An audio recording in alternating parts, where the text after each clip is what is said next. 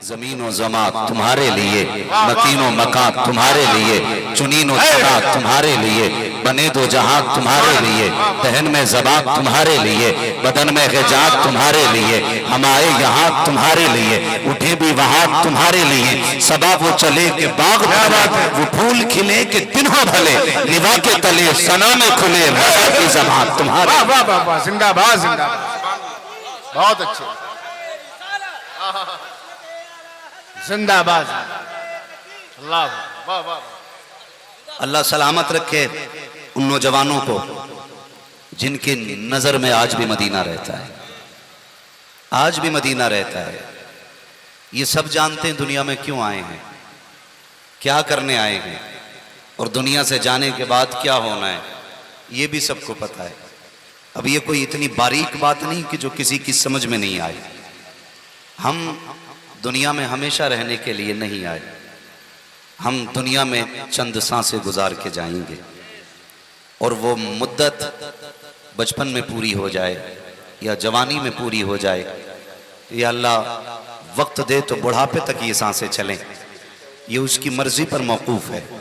उसने जितना वक्त दे के भेजा है हमें उतनी सांसें गुजारनी है यहाँ पर।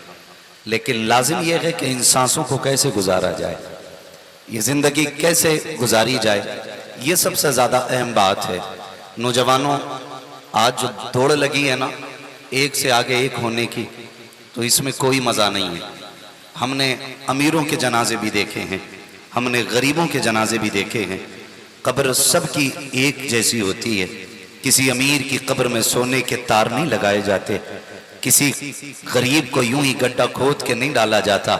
हमने जनाजे चलते देखे हैं, अमीरों को भी चार कांधे मिलते हैं, गरीबों को भी चार कांधे मिला करते हैं। मज़ा ये नहीं है कि लोग जनाजे के साथ चलते हों तो लोग हमारी बातें करते हों। मज़ा तो तब है ना जब हमारा जनाजा जाता हो, लोग भले खामोश हों लेकिन हमारे जनाजे बातें करते हों, हमारा कफन बातें करता हो, हमारे जनाजे के साथ चलने वाले लोगों की हसरतें बता दें कि ये जो एक दूसरे से आगे बढ़ रहे हैं ना, कोई कहता यार 1 मिनट मुझे कांधा देने का मौका दे, कोई कहता 2 मिनट कांधा देने का मौका दे।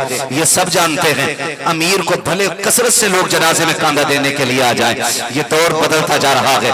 लोग अब अमीरों के जनाजों में कसरत से आते हैं, गरीब को तो कोई कांधा भी नहीं देना चाहता है।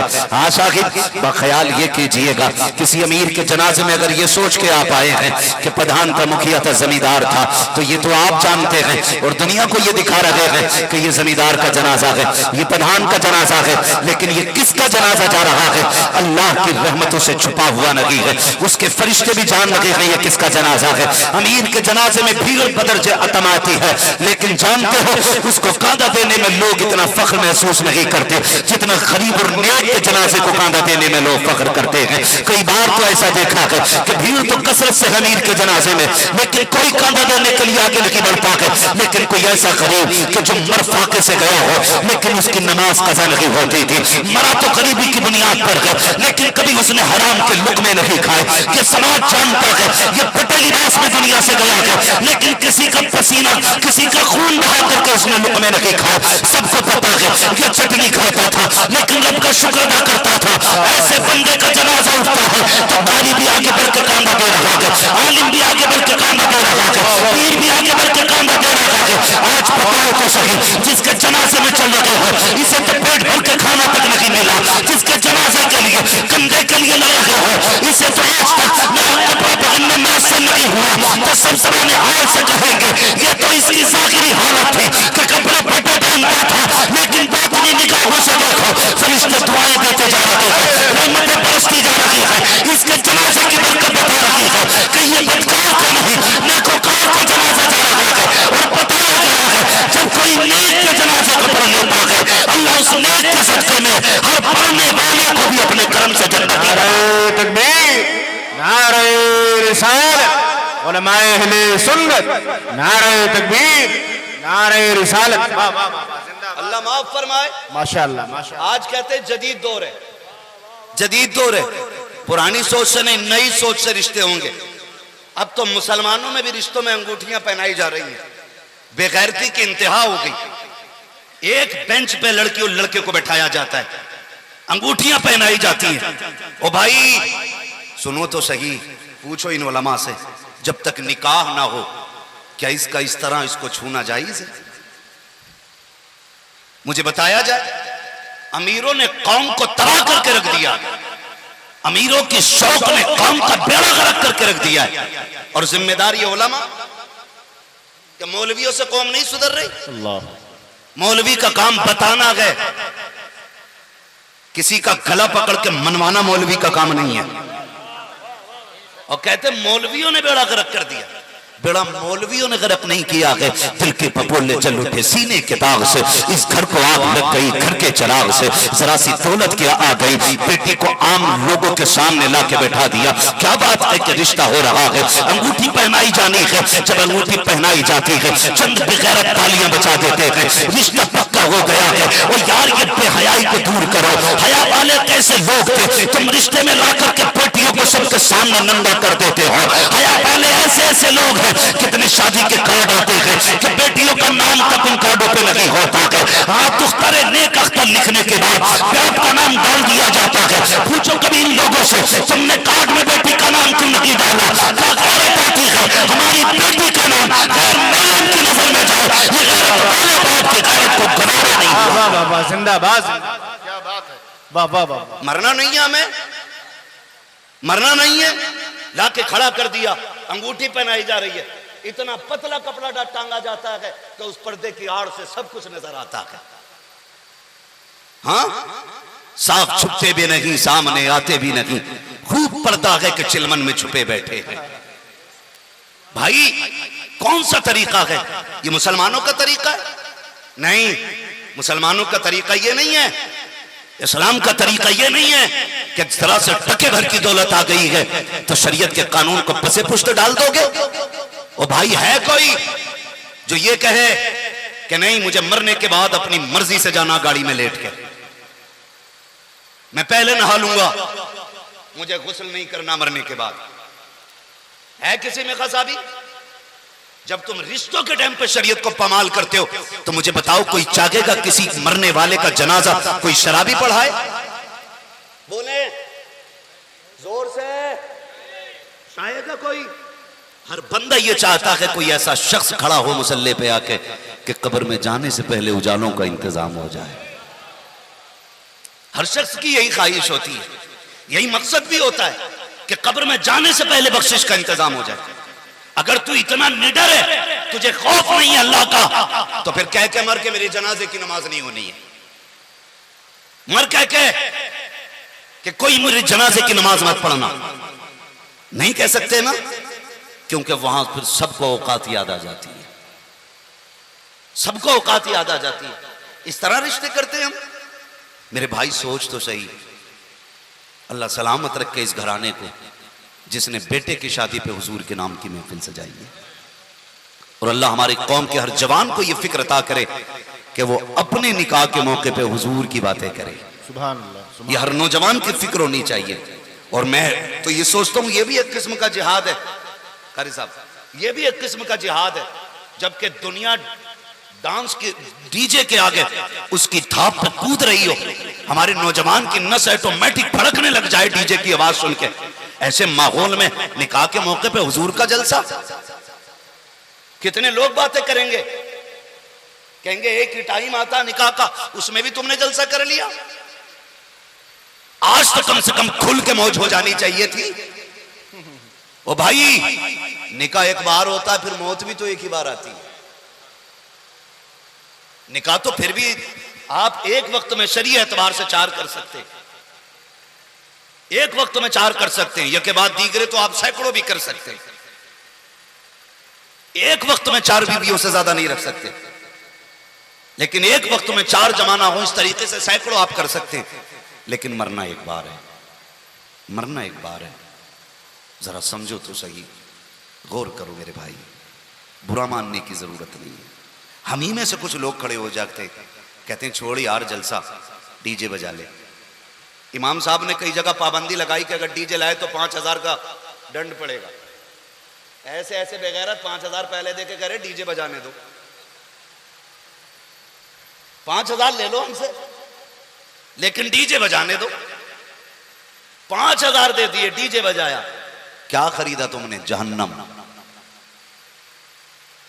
गुनाह खरीदा आपने, और डंके की चोट पे अल्लाह वालों के सामने सीना तान के तुमने कहा कि डीजे बजेगा, भले 5,000 पहले ले लो। और लोगों में बातें हुई, देखा बजवा दिया, भले 5,000 दिए। ये हमारी कौम की कंडीशन है। सोचो तो सही, क्या हमें हक है अल्लाह और उसके रसूल की नाफरमानी की? गुंजाइश है कुछ? अगर हो तो ला के बताओ, मौलवी सबसे पहले बजाएगा। अकली दलील कोई लेके आ जाओ भाई, कुछ तो लेके आओ। फिर कहते हैं मौलाना 4 महीने हुए निकाह को, बस तलाक का नंबर है, दुआ कर दी। आना फिर भी मौलवी के पास नहीं, पलट के फिर मौलवी के पास आ रहा तलाक। और मैं ऐसे नंगों को भी जानता हूं जिन्होंने बेटों की शादी पे 1.5 लाख का डीजे किया और शाम को नाचने वाले 5,000 के लिए अगले दिन सुबह में दरवाजे पे खड़े थे। ये बेगैरती है। कर्जा करके हम गुनाह मोल लेते, कर्जा करके गुनाह लेते। बताओ, शादी के कार्ड छपते हैं? बोले छपते हो तो बोल देना, तो कोई मसला ही नहीं। छपते हैं कि नहीं शादी कार्ड? दावतनामे आगे वाले बोले छपते हैं, फिर उस पे नाम भी लिखे जाते हैं ना सबके। क्यों? दावत दी जाती है। उनके छापने का मकसद ही ये होता है कि मेरे घर फला शख्स आए जिसका नाम मैं इस कार्ड में डाल रहा हूं। अच्छा, लोग जब लिस्ट बनाते हैं तो एक एक बंदे का नाम ढूंढ ढूंढ के डाला जाता है। 4 दोस्त होते हैं, और दोस्त अच्छे भी होते हैं, बुरे भी हो सकते हैं। ये भी हो सकते हैं, छोड़ यार कहां जलसा करा रहा है आज, डीजे बजा। वो कहता नहीं मौलवी साहब सख्त हैं, तो कह रहा पैसे मैं दे दूंगा। डीजे बज गया, अब्बा से कहा क्यों बजा तेरे घर? कह रहा बच्चे नहीं माने।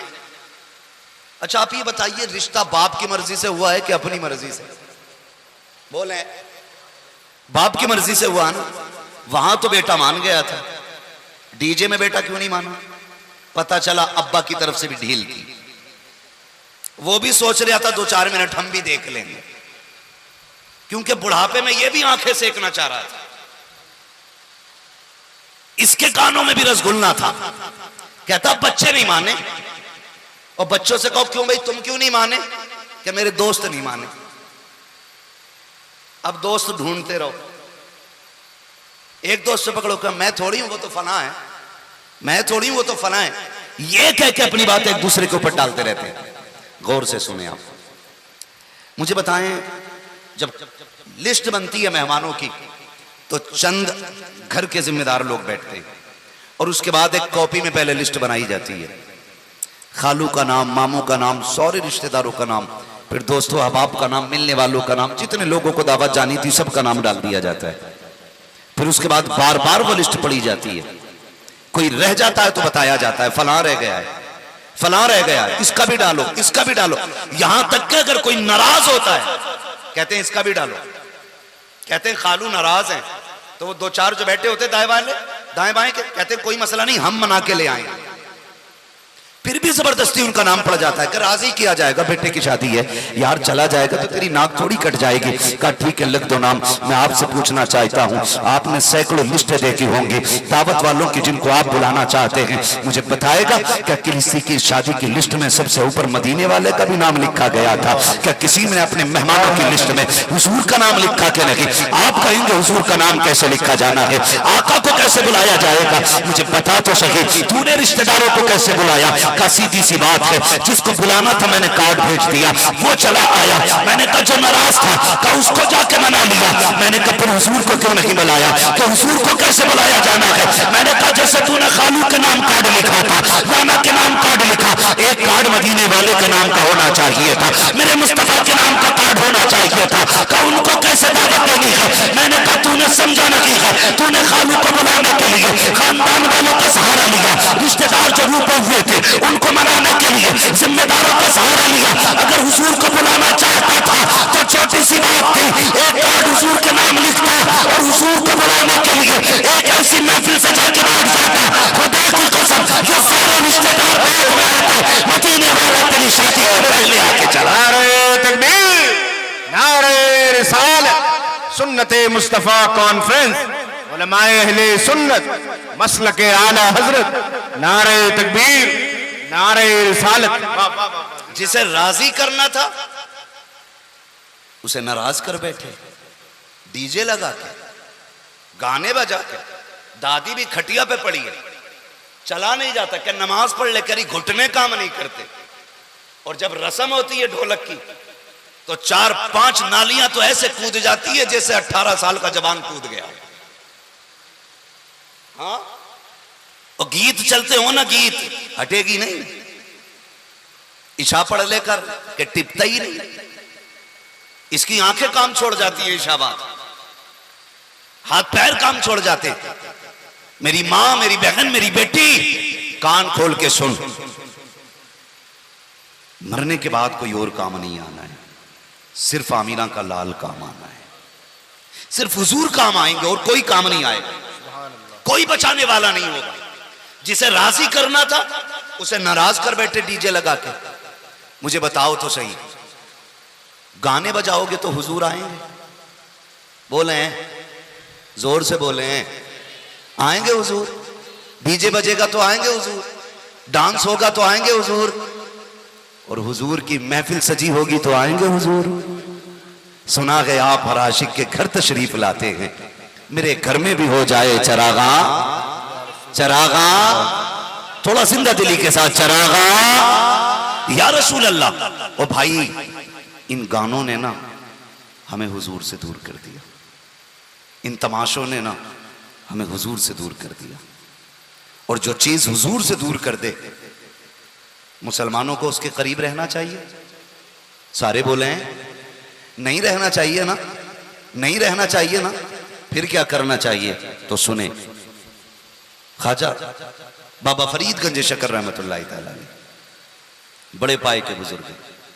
आज मैं बड़ा खुशनसीब महसूस कर रहा हूं अपने आप को, क्योंकि मैं उस जमीन पे बैठ के बात कर रहा हूं जिस जमीन पे आला हजरत के शहजादे ने कदम रखे हैं, जिस जमीन पर सरकार मुफ्ती आजम हिंद ने कदम रखे। सुभान अल्लाह, सुभान अल्लाह।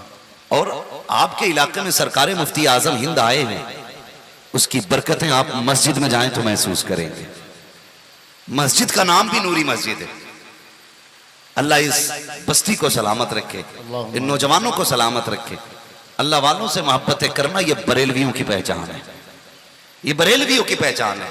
कह रहे हैं गौस का दामन नहीं छोड़ेंगे, मसलक के आला हज़रत जिंदाबाद, छठ फाड़ दी नारा लगाते लगाते। और जब डीजे में नाचना शुरू किया ना तो 1.5 घंटा कूदा पूरा। फिर पूछो कौन हो, बरेलवी हो, कादरी हो, चिश्ती हो? फिर मैया मर जाएगी बताते वक्त कौन है। खुदारा बदलें अपने आप को। बाबा फरीदगंज शकर रहमतुल्लाह तआला अलैह आपका एक मुरीद था और वो आपसे ना बेपनाह मोहब्बत करता था, दूर का रहने वाला था मगर था किसान। लेकिन उसकी एक आदत थी, साल में एक बार अपने पीर से मिलने जाया करता था। कितने दिन में? कितने दिन में? 1 साल में। लेकिन खाली हाथ नहीं जाता था, अपने पीर के लिए एक लुंगी लेके जाया करता था। लुंगी समझते हैं? तैबन है ना, लुंगी बोलते हैं ना, लुंगी तहमद लेके जाया करता था। लुंगी लेके जाता, तोहफे में हजरत की बारगाह में पेश करता। और इतनी फरावानी उस वक्त नहीं थी दौलत की जितनी आज है। आज तो बंदा फेंकता ज्यादा है, पहनता कम है। अल्लाह माफ करे, हमारी कौम को एक शौक उठाए, सिर्फ खाना खाने का शौक। इतने होटल खुलते जा रहे हैं, जब होटल की कसरत दिखाई दे समझ लेना मुसलमानों का इलाका आ गया। सबसे कम होती जा रही है किताबों की दुकानें, दरसगाहें, खानकाहों के निजाम, बेशक ये खत्म होते जा रहे हैं, होटल खुलते जा रहे हैं। गाड़ी में बैठे चाबी लगाई, किधर जा रहे थे? होटल में। किधर जा रहे थे? होटल में। यही काम रह गया हम लोगों को, होटल जा रहे हैं। मेरी कौम के नौजवानों कान खोल के सुनो, बात पड़ जाएगी अगर मैं इस मौजू पे बात करूं तो। बस मैं जरूरी बात आपको समझाना चाहता हूं। जो गाना बजाने वाले बहुत गौर से मेरी बात सुने। साल में एक बार आता, पीर साहब के लिए लुंगी लेके आता, लेकिन वो पीर भी अल्लाह वाले थे। लालची नहीं थे। छमागी, शशमागी, सालाना, तिमाहा ऐसा पीर नहीं था। उस वक्त का माहौल इतना अच्छा था कि लोग पीरों को तलाश करते थे। आज पीर मुरीदों को तलाश करते हैं। जैसे शिकारी शिकार तलाश करता है ना, ऐसे पीर मुरीद ढूंढते फिर रहे, पकड़ पकड़ के पूछ रहे किसी का हो गया कि नहीं। कहा नहीं तो का फिर मेरा ही हो जा। उठने का मौका नहीं दे रहा महफिल में से। सही कह रहा बैठा रहे और रुमाल पकड़ ले। इतना डरा दिया जाता है कि मजबूरी में सोचता अगर ऐसे ही उठ गया तो लगता कि रात को सांप ना काट ले। ये कंडीशन है। पहले लोग वो होते थे जो पीर तलाश करते थे, अपने गुनाहों का एहसास होता था, तब कहते थे अल्लाह वाला मिल जाए। अल्लाह की बारगाह तक पहुंचना चाहते थे, तब अल्लाह वाले को तलाश करते थे। अपनी जिंदगी और आखिरत को संवारना चाहते थे, तब अल्लाह वाले को तलाश किया जाता था। आज बैंक का निजाम संवारना होता है तो मुरीद तलाश किए जाते हैं। चंदा बढ़ाना होता है तब मुरीद तलाश किए जाते हैं। क्वांटिटी मुरीद की बढ़ानी होती है तब मुरीद तलाश किए जाते हैं। अल्लाह वाले वो नहीं होते हैं जो लोगों को तलाश करते हैं। अल्लाह वाले वो होते हैं जिन्हें दुनिया तलाश किया करती है। अल्लाह वाले वो नहीं होते जो दुनिया के पीछे भागते हैं। अल्लाह वाले वो होते हैं जिनके पीछे दुनिया भागा करती है। अगर तुमने ना देखा हो तो आज मैं बताना चाहता हूँ, ज़माने ने देखा है ताज शैया जिन गलियों से गुजरते थे, कोई बताया न बताओ रब की रहमत बताती थी। अल्लाह वाला गुजर के जा रहा है, बिना बताए आशिकों का हुजूम लग जाया। नारे तकबीर, नारे रिसालत, नारे रिसालत, मसलके आला हजरत, बस्ती बस्ती करिया करिया, बस्ती बस्ती करिया करिया, इल्म का सूरज फैज का दरिया। नारे तकबीर, नारे रिसालत। वाह वाह वाह वाह। 8 दिन मुरीद के उजरे में से नहीं निकल रहा है। मुरीद के कमरे में ऐसा बंद हुआ कि निकलता ही नहीं बाहर। कह मस्जिद में चला जा तो कह रहा मदीने में पढ़ के आया हूं नमाज। बेगैरत कहीं के, रोटी हिंदुस्तान में खा रहा है, नमाज तेरी मदीने में हो रही है। वहीं खाना क्यों नहीं खा के आता? बाहर मस्जिद में हजरत इसलिए नहीं जाता, मौलवी ने पकड़ लिया तो कलमा भी याद नहीं है इसे। कलमा भी याद नहीं। कलमा सुन लो तो कह रहा हम तो फकीर हैं। फकीर नहीं है तू, जानवर है, गधा है, गधा जिसे कलमा तक नहीं आता। वो भाई ऐसे लोगों से बचे। अल्लाह वाले सरकार मुफ्ती आजम इन सफर में जा रहे, मुरीद साथ में थे। एम्बेसडर कार थी उस वक्त में, बहुत पुरानी गाड़ी। एम्बेसडर बोलते हैं क्या? एम्बेसडर ऐसी कुछ, एम्बेसडर ही बोलते हैं। वो गाड़ी थी। आप उतरे गाड़ी से क़यामगाह पे पहुंच गए। आपके साथ जो थे कारी साहब, आपने पूछा वो कहाँ है? तो वो पीछे रह गए। पूछा वो पीछे कैसे रह गए? कहा हुजूर उनकी उंगली में चोट लग गई है। चोट कैसे लगी? गाड़ी की खिड़की बंद की ना तो वो तो देसी गाड़ी थी, झाड़ से मारी तो उंगली दब गई और ये उंगली बिल्कुल पिस गई। मुफ्ती आजम के पास आए, हुजूर उंगली पिस गई है। आपने यूं पकड़ा, दम किया, कहते ऐसे ही हो गई जैसे पहले थी। सुभान अल्लाह, सुभान अल्लाह। ये बातें अल्लाह वालों की होती है। आज पूरा पीर सूख जाता फूंक फूंक के, फर्क ही नहीं पड़ता, फर्क ही नहीं पड़ता। तो ऐसे अल्लाह वाले नहीं, वो साल में एक बार जाता मिलने के लिए, लुंगी लेके जाता, बाबा फरीद से मुलाकात करता, वापस आ जाता। अल्लाह अकबर, एक साल वो नहीं आया। बाबा फरीद परेशान हो गए, लुंगी के लिए नहीं, मुरीद के लिए, मुरीद के लिए परेशान हो गए। वो आया अगले साल तो 2 लुंगी लेके आया, एक पिछले साल की और एक इस साल की।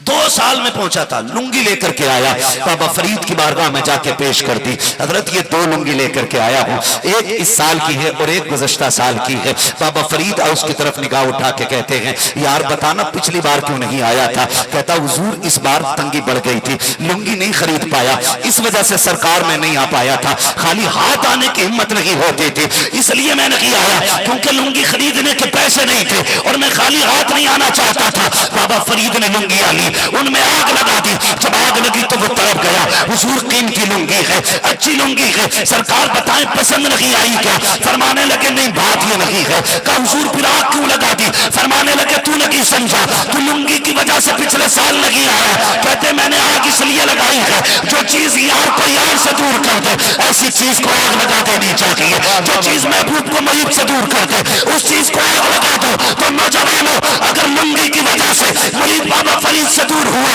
बाबा फरीद ने आग लगा दी, आज तुम डीजे की वजह से मुस्तफा से दूर हो रहे हो, ऐसे डीजों को आग लगा दो जो मुस्तफा से दूर कर रहे हैं। ऐसे गानों को आग लगा दो जो मुस्तफा से दूर कर रहे हैं। ऐसी महफिलों को आग लगा दो जो मुस्तफा से दूर कर रहे हैं। उन महफिलों को सजाओ कि तुम मदीने जाओ ना जाओ, मदीने वाला चल के तुम्हारे शहर में आ जाए। नारे तकबीर, नारे रिसालत, सुभान अल्लाह, सुभान अल्लाह, जिंदाबाद जिंदाबाद। करेंगे इंशाअल्लाह।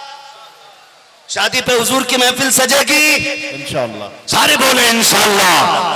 जब महफिल सुन्नत हुजूर की है तो फिर बातें भी हुजूर की होनी चाहिए।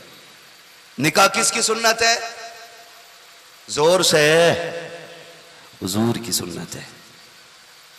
तो बातें फिर किसकी होनी चाहिए? हुजूर की होनी चाहिए। मैं बड़ी से बड़ी कसम उठा के ये बात कह सकता हूं कि दुनिया में कोई किसी के लिए इतना नहीं रोया जितना मेरा नबी अपनी उम्मत के लिए रोया है। आज उम्मत का इतना भी फर्ज नहीं बनता, उसे इतना भी हक नहीं आज उम्मत को कम से कम खुशी में हुजूर की बातें कर लिया करे। आज इतना भी ख्याल हमें नहीं आता कितना रोए हुजूर उम्मत के लिए। उनके अबू बकर तो जन्नती हैं, उनके उमर भी जन्नती हैं, उनके उस्मान भी जन्नती हैं, उनके अली भी जन्नती हैं, हाँ उनके तमाम सहाबा जन्नती हैं। फिर हुजूर किसके लिए रोते थे? या तो तेरे लिए रोते हैं या फिर मेरे लिए रोते हैं। मुझे बताया जाए। अल्लाह। हाँ, हजरत आयशा सिद्दीक़ा ने जब हुजूर को कमजोरी की हालत में देखकर रो के कहा था, इस उम्मत ने मेरे महबूब को कमजोर कर दिया है। ओ भाई, हम गुनाहगारों के गुनाहों को याद करके हुजूर रोए। कितना प्यार हुजूर हमसे करते। सुने जरा, जिब्रील आए, महबूब के सामने बातें कर रहे हैं। आका, मैं जहन्नम देख के आया और मैंने जहन्नम में लोगों को देखा। महबूब का अगला सवाल था, जिब्रील किस किस की उम्मत देख के आए हो? तो जिब्रील ने कहा था, या रसूल अल्लाह, मैंने फलां नबी की उम्मत को जहन्नम में देखा, फलां नबी की उम्मत को जहन्नम में देखा, फलां नबी की उम्मत को जहन्नम में देखा। जब बात नबी पे आ गई ना तो जिब्रील रुक गए। फिर जिब्रील रुक गए। जब जिब्रील रुके ना तो मेरे नबी ने फरमाया, जिब्रील आगे बोलो ना, आगे बोलो ना, क्या तुमने मेरी उम्मत को भी जहन्नम में देखा है? तवज्जो है ना आप लोगों की? क्या तुमने मेरी उम्मत को भी जहन्नम में देखा? जिब्रील बोल नहीं पाए, चुप हैं।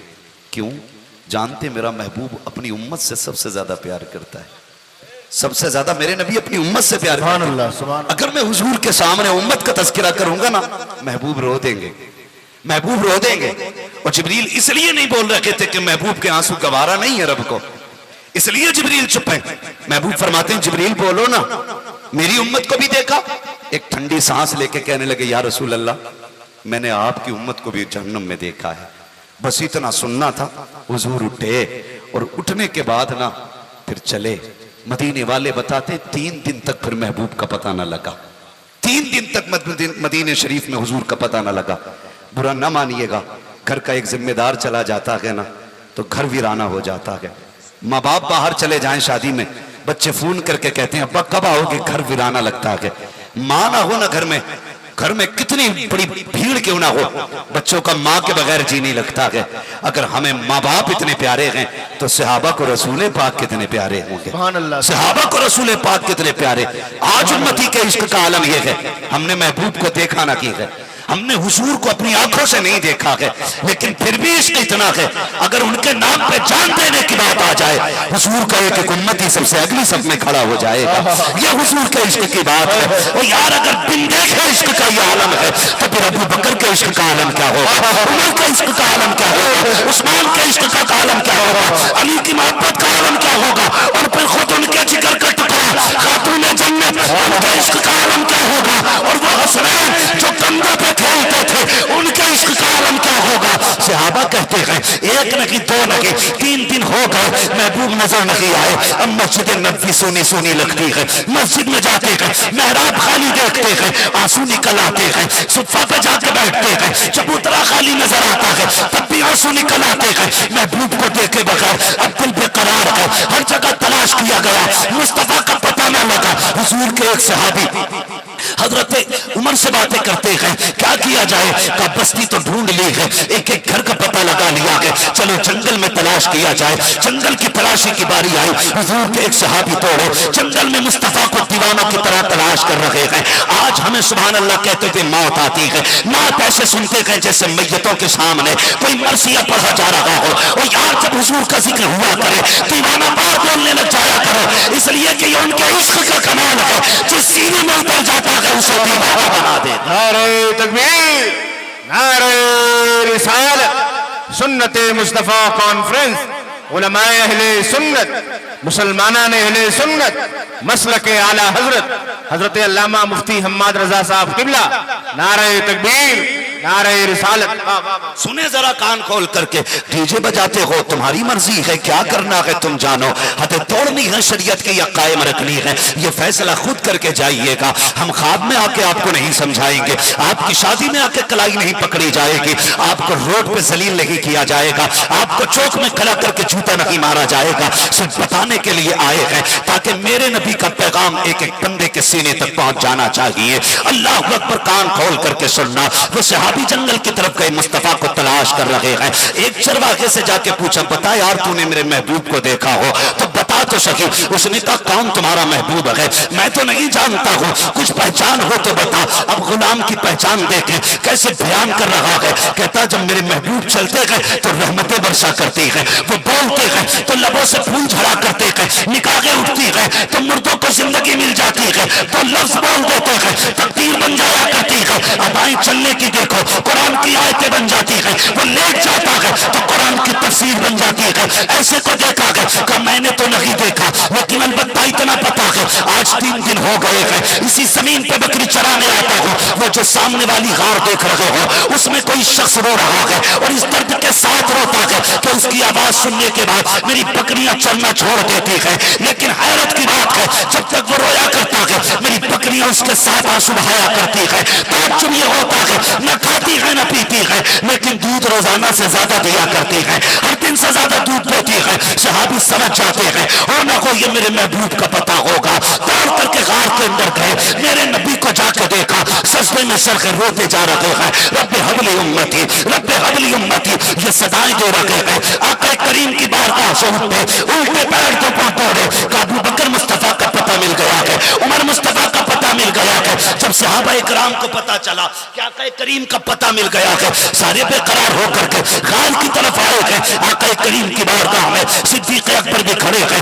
फारूक आजम भी खड़े हैं, बड़े बड़े सहाबा खड़े हैं। महबूब लौट चले, आपके बगैर मस्जिद सुनी सुनी लगती है, आपके बगैर गलियां अच्छी नहीं लगती है, मेरे महबूब चले तो सही, आपके तसव्वुर के बगैर जीना मुश्किल हो गया है। मेरे नबी ने कहा था वापस नहीं जाना है, आज मुझे उम्मत का ख्याल आ गया है, उस वक्त तक वापस नहीं जाऊंगा जब तक उम्मत के हक में कोई हतमी फैसला नहीं हो जाता है। इसलिए मेरे आका करीम ने गार से बाहर निकलने से इनकार कर दिया है। अल्लाह अकबर, बातें हो रही है, सोच रहे हैं कैसे आका करीम को मनाया जाए, कैसे सरकार को उठाया जाए। जब ये बातें होती रही आखिरकार किसी ने मशवरा दिया, बल्कि किसी ने क्या, सबसे आगे बढ़े सलमान फारसी, कहते हैं अगर हुजूर को मनाना है तो फिर देर न करो, कोई जाके इनकी शहजादी खातून जन्नत फातिमा ज़हरा को बुला लाए। जब वो आ जाएंगी, फातिमा वो है जिनकी ना खुदा ने डाली है और ना कभी मुस्तफा ने डाली है।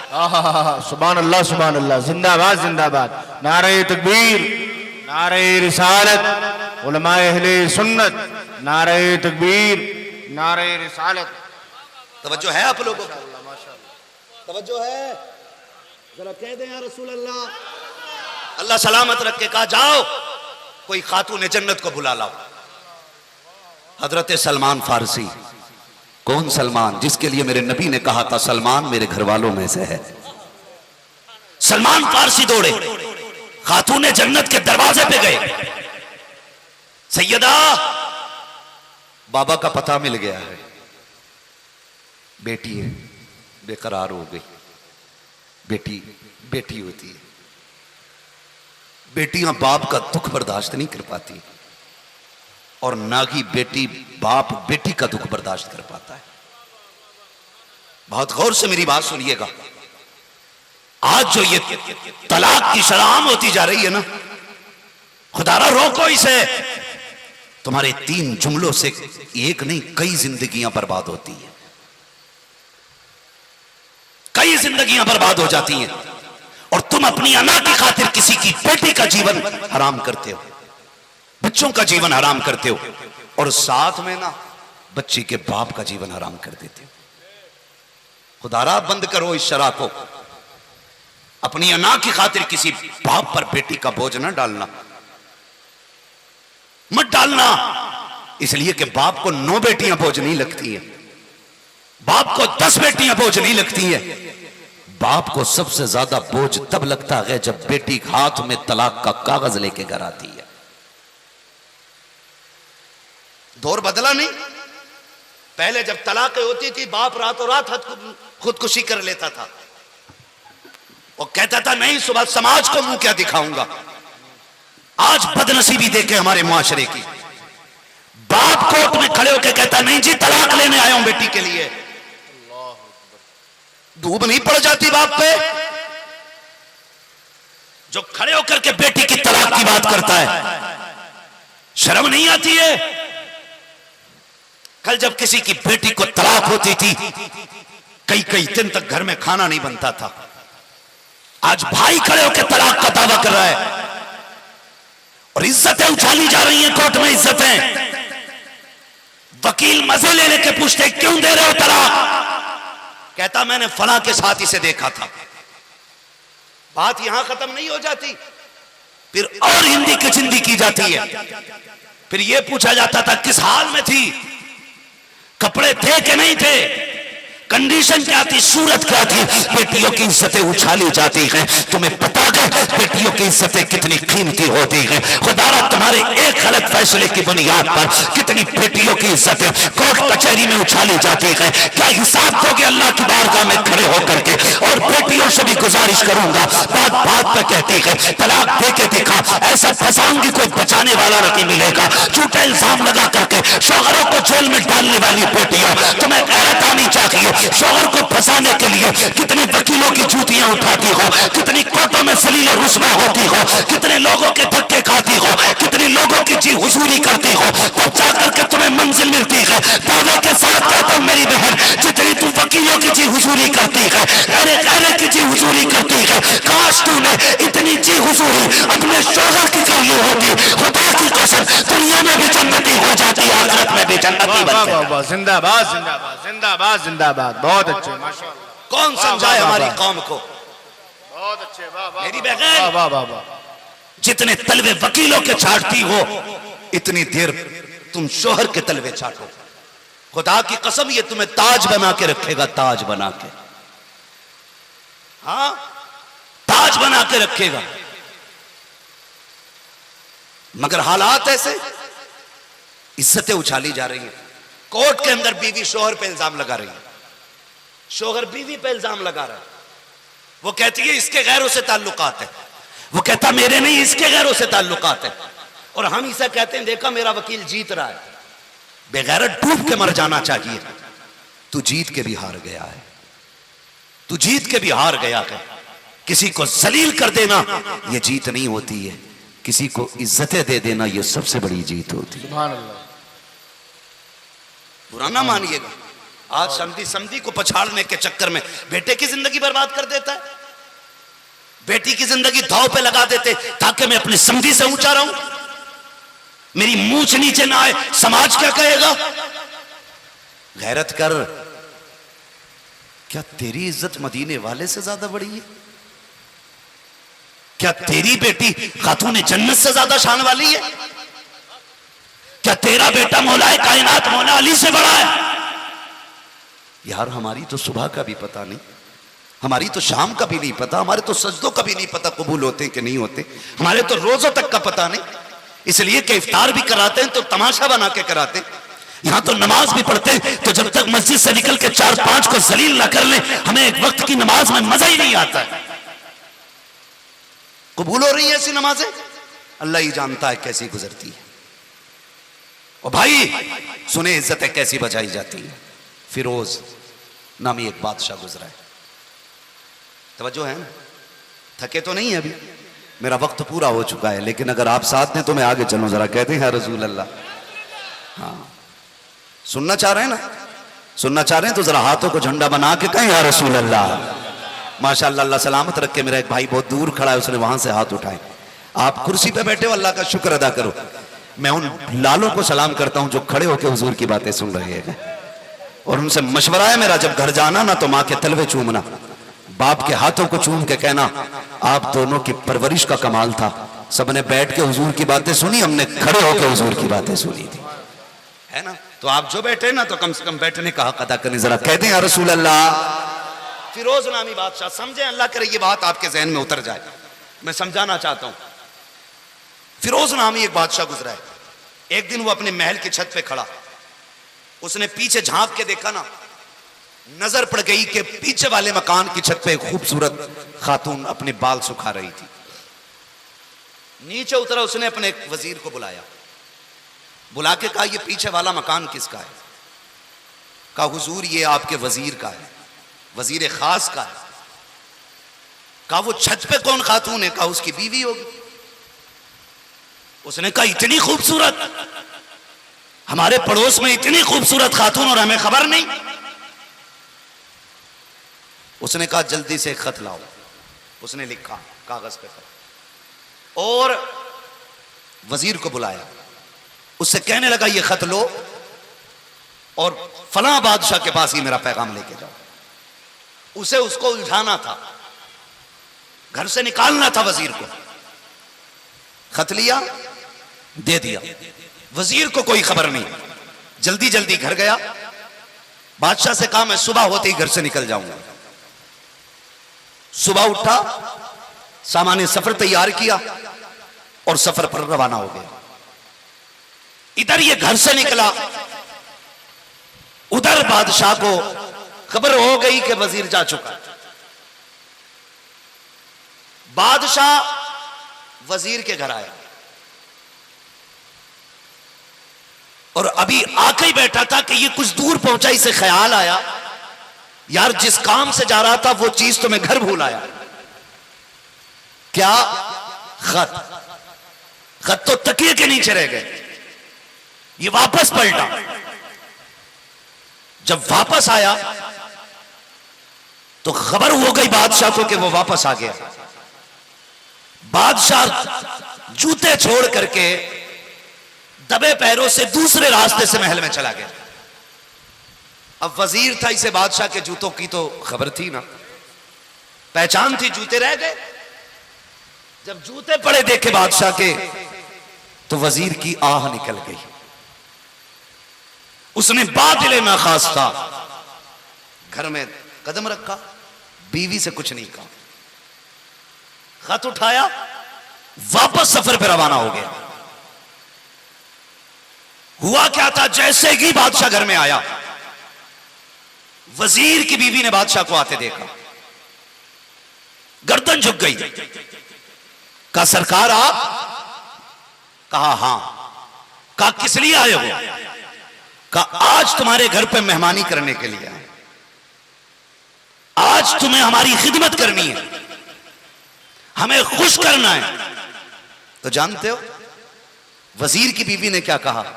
कहा बादशाह हम आपकी रियाया हैं, आप जो चाहे हमारे साथ सलूक कर सकते हैं, लेकिन सुना यह है कि शेर कभी कुत्तों का झूठा नहीं खाया करता है। शेर कभी कुत्तों का झूठा नहीं खाया करता है, और जो कुत्तों का झूठा खा ले वो शेर नहीं होता है। जब इतनी बात कही तो बादशाह की हया से गर्दन झुक गई। बादशाह नंगे पैर लौट गया, इतने में भाग गया वजीर। जब वजीर आया तो ये अपने सफर पे वापस वजीर गया, वापस आया। आने के बाद जब आया, कुछ कपड़े भी साथ में बीवी के लिए लाया था। बीवी से कहने लगा चलो तुम्हें तुम्हारे मैके छोड़ आते। कोई गाली नहीं दी, कोई इल्जाम नहीं लगाया, कुछ नहीं कहा चलो तुम्हें तुम्हारे घर लेके चलते। बीवी को खबर तक नहीं, वो गई, ये मैं के छोड़ के आ गया। 1 दिन 2 दिन महीने बीत गए, लेकिन ये वापस नहीं पलटा। बीवी को एहसास हुआ कि कभी इतने दिन मुझे छोड़ा नहीं, महीने बीत गए, ये आए नहीं बुलाने के लिए, अब तक तो आ जाना चाहिए था। उसने अपने भाइयों के कान में बात निकाली। एक भाई चल करके आया, उसने आकर के बड़ी तहजीब से कहा कि आप हमारी बहन को बुला के क्यों नहीं लाते। तो उसने कहा कि मैं अब आपकी बहन को लाना नहीं चाहता, साफ इनकार कर दिया। भाइयों से भी कुछ नहीं कहा उसने। आज तो जरा सी बात हो जाए, झगड़ा हो जाए, डायरेक्ट बीवी फोन लगा के कहती है मैके को, आज मेरे शौहर ने चप्पल उठा लिया था।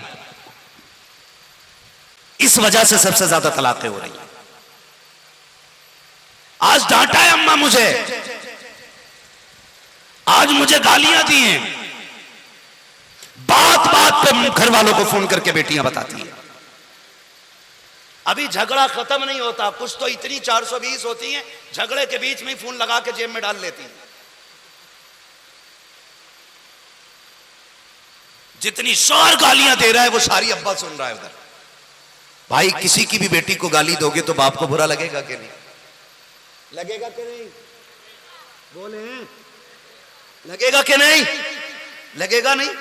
भाई आप आगे बैठे हैं, खाली गर्दन झुका हिला रहे हैं, अगर थक गए तो पीछे जाके बैठ जाएं, किसी बोलने वाले को आगे जगह दे दें। अगर किसी की बेटी को गाली दोगे तो बाप को बुरा लगेगा, भाई को भी गुस्सा आएगा, और जब गुस्सा आएगा तो फिर वो प्यार की बात तो करेगा नहीं ना, वो तो तिया पांचा करेगा आके, फिर वो आके तुम्हें गाली बकेगा।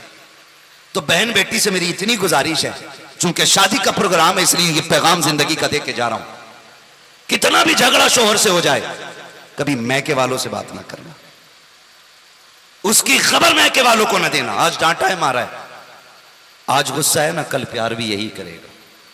और ये तुमने भी देखा होगा, पहले कहती है ना एक बाप की औलाद है तो दे तलाक, जब वो दे देता है ना 3 तलाक है तो 1 महीने बाद कहती है कोई रास्ता है लौट के आने का, मैं ना जी पाऊंगी तुम्हारे बगैर, मर जाऊंगी मैं। 1 महीने बाद इसका इश्क जागता है। और भाई जब इश्क 1 महीने बाद जागता है, पता है तो 1 महीने तक सब्र करके घर रह के देख ले, रह सकती है कि नहीं शौहर के बगैर, बाद में तलाक ले ली। मजबूर कर देती हैं औरतें, ऐसे ऐसे ताने देती हैं कि शौहर को तलाक देनी पड़ जाती है। फरमाया गया जो बिना किसी उज़्र शरीक के अपने शौहर से तलाक का मुतालबा करेगी, ऐसी औरत को जन्नत की खुशबू तक नहीं दी जाएगी। हाँ, ऐसी औरत को जन्नत की खुशबू तक नहीं दी जाएगी जो बिना किसी उज़्र शरीक के शौहर को मजबूर करेगी तलाक देने के लिए।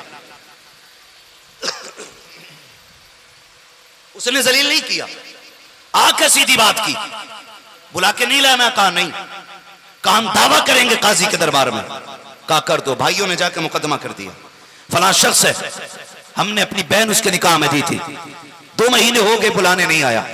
काजी के दरबार में वजीर को हाजिर किया गया, खुद बादशाह भी उस दरबार में मौजूद था, खुद बादशाह भी मौजूद था उस दरबार के अंदर। सुने बहुत गौर से, जब बादशाह के दरबार में मुकदमे की सुनवाई हुई, देखें इज्जतों की रखवालियां कैसे होती हैं, कैसे इज्जतें बचाई जाती हैं। काजी ने कहा तुम्हारे खिलाफ इनका दावा यह है, तुम्हारे खिलाफ इनका दावा यह है कि तुम इनकी बहन को बुला के नहीं ला रहे हो, क्या वजह है, क्यों नहीं ला रहे हो, वजह बता बयान करें। खड़ा हुआ शौहर, उसने कहा बादशाह साहब इन लोगों ने अपना बाग मेरे हवाले किया था, और वो बाग इतना अच्छा था कि उसके फल भी खूबसूरत, खुश जायका, उसके बाग के कुएं का पानी भी मीठा, हर तरह से सब्ज़ो शादाब बाग था। का फिर का जब एक दिन मैं अपने बाग में वापस आया, बाहर किसी काम से गया, फिर जब मैं पलटा, जब मैं अपने बाग की हद में दाखिल होना चाहा, मैंने तो बाग की सरहद पे मैंने शेर के पंजे लगे देखे। जब मैंने शेर के पंजे लगे देखे, मुझे निशान मिला तो मुझे लगा कि शायद अब मेरा बाग ये शेर से महफूज नहीं है और मैं इस बाग की हिफाजत नहीं कर सकता। जब मुझे यह लगा कि मैं अपने बाग की हिफाजत नहीं कर सकता, मैंने ये बाग उठा करके इनके मालियों के हवाले कर दिया, इसलिए कि मैं उस बाग की हिफाजत नहीं कर सकता था। जैसे इतनी बात कही है, इससे पहले के लड़की के भाई खड़े हो जाते, बादशाह उठ के खड़ा हो जाता है, आंख में आंसू आ जाते हैं। वो कहता वजीर तूने सच कहा है कि तू बाग की सरहद पे गया, वाकई उस बाग की सरहद पे शेर आया, उसके पंजों के निशान भी थे, लेकिन मैं कसम खा के कहता हूँ तेरे बाग की हया की दीवारें इतनी ऊंची ऊंची थी कि शेर उन दीवारों को पार न कर सका। जैसे कल तेरा बाग महफूज था, वैसे आज भी तेरा बाग महफूज है, चाहे इसे लेके चला जा। मैं कहता हूँ खुदा की कसम, अगर इस तरह इज्जतें बचाई जाएंगी, फिर तलाक़ें नहीं होंगी, तलाक की बजाय घरों के अंदर मोहब्बतों की बारिशें होती नजर आएंगी। सुभान अल्लाह, जिंदाबाद जिंदाबाद। आज जरूरत है बहुत अच्छे, अपने घरों की इज्जतें बचाने की, बहुत अच्छे, इज्जतें बचाने की आप पे लाजिम है। आप किसी के घर की बेटी को जलील न करें, किसी को जलील ना करें, बात बात पे किसी चीज का ताना ना देना। शादी होने वाली है मेरे इन दो भाइयों की, और वो दादा भी नसीब वाला है जिसके बेटे का भी निकाह सामने होगा, पोते का निकाह भी सामने होगा। हाँ, बड़ी बात है ये, अल्लाह जिसे ये दिन दिखा दे। लेकिन मजा यह है कि इस दिन का हक अदा किया जाए, इस दिन का हक अदा किया जाए। ये सबसे ज्यादा मजे की बात है, सबसे ज्यादा मजे की बात है। मैं बात अर्ज कर रहा हूं आपसे, खुदारा इस दिन का भी हक अदा किया करें, इस दिन का भी हक अदा किया करें। किसी की बेटी को सताना मत, रुलाना मत। दुनिया कहती है दुआ करें मेरी बेटी को घर अच्छा मिल जाए, क्या जरूरत पड़ी है इधर उधर मारे मारे फिर रहे हो। सीधी सी बात है, तुम दूसरे की बेटी को इज्जत दिया करो, अल्लाह तुम्हारी बेटियों को इज्जत अता फरमा देगा। सीधा सा कानून है, तुम दूसरे की बेटी को इज्जत दो। तुम किसी की बेटी को घर से धक्का दे के जलील करो और तुम्हें यह लगे कि तुम्हारी बेटी किसी घर में जाके महारानी बन के रहेगी, तो ख्याल खाम है। किसी गरीब को निभा जाओ, गरीब को निभा जाओ, अल्लाह तुम्हारी नस्लों में बरकतें कर देगा, नस्लों में बरकतें कर देगा। रिश्ते होते हैं ना, अल्लाह माफ़ करे, लोगों की शिकायतें रहती हैं कि वो हमें माँ नहीं समझती है, वो कहता है वो हमें बाप नहीं समझती है। सासें कह रही हैं कि बहू तो अम्मा कहती नहीं, जी ओ जी कह के बात करती है। मैं सीधी सी बात जानता हूं, नए घोंसलों में तो कबूतर भी नई जगह आकर के कुछ दिन उसका दिल नहीं लगता है। नए घर के अंदर जानवर बाहर से खरीद के लाओ तो 2-3 दिन वो चारा नहीं खाता है। ये तो आप सबकी समझ में आने वाली बात है। बंदा भैंस लेके आ जाता, 2-3 दिन खाने चारा ही नहीं खाती है भैंस। क्यों नहीं खा रही है? कहा नई जगह आना इसलिए परेशान कर रही है। अगर जानवर नई जगह से एकदम मानूस नहीं होता, फिर ये तो इंसान है ना, वक्त लगेगा ना। इसके लिए नया घर था, बाप के लिए तो नया नहीं था, सास के लिए तो नया नहीं था, शौहर के लिए तो पुराना है ना। तो आप कम से कम इसको अपना होने का एहसास दिलाएं।